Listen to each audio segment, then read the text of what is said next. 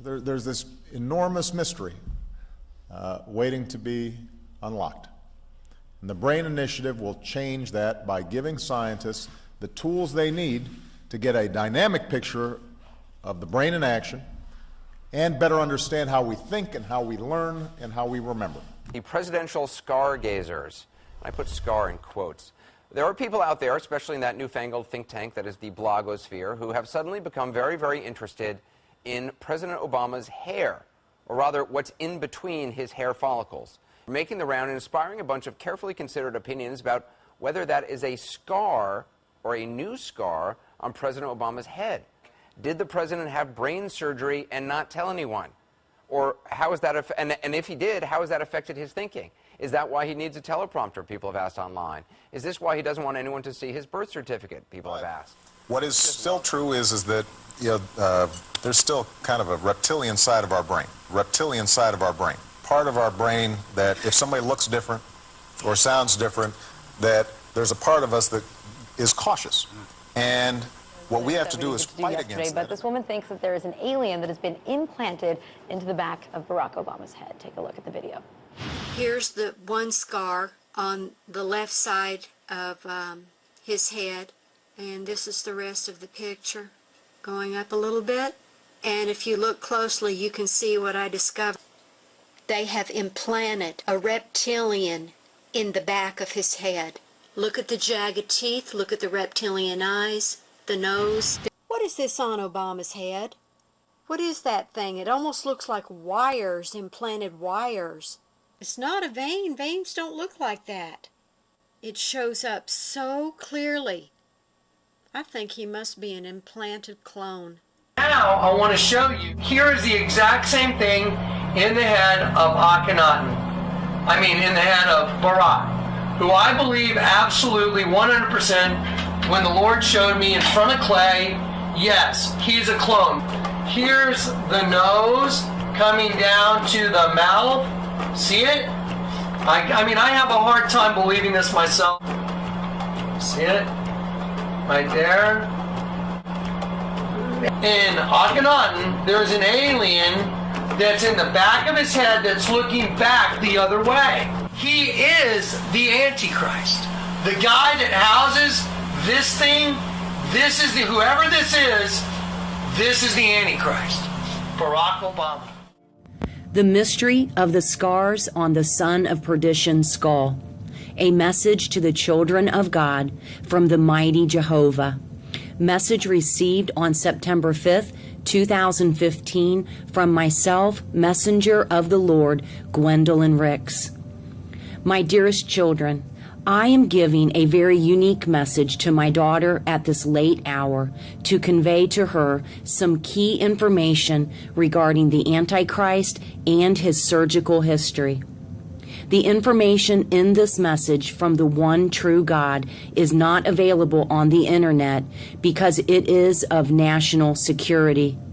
The information in this message is of the greatest importance and will be greatly scrutinized by the other children of God in the days ahead.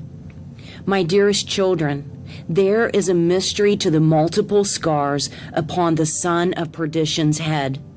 It has been a plan in the works for a very long time. Some of the scars were obtained from surgical procedures he received years prior to even serving as an Illinois senator. He was handpicked by the Illuminati to be the final president, and he has had to keep up with the request of his handlers.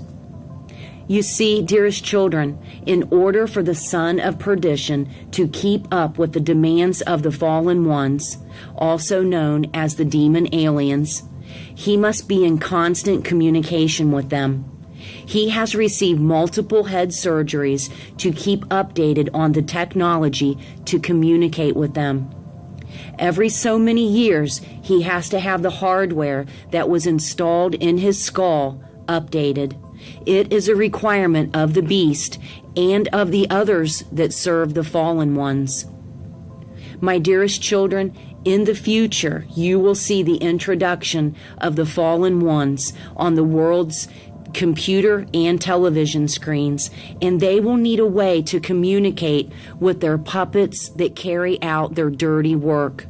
The President of the United States and other world leaders are merely hand puppets for the fallen ones and are placed in their particular roles to carry out the agenda of the dragon.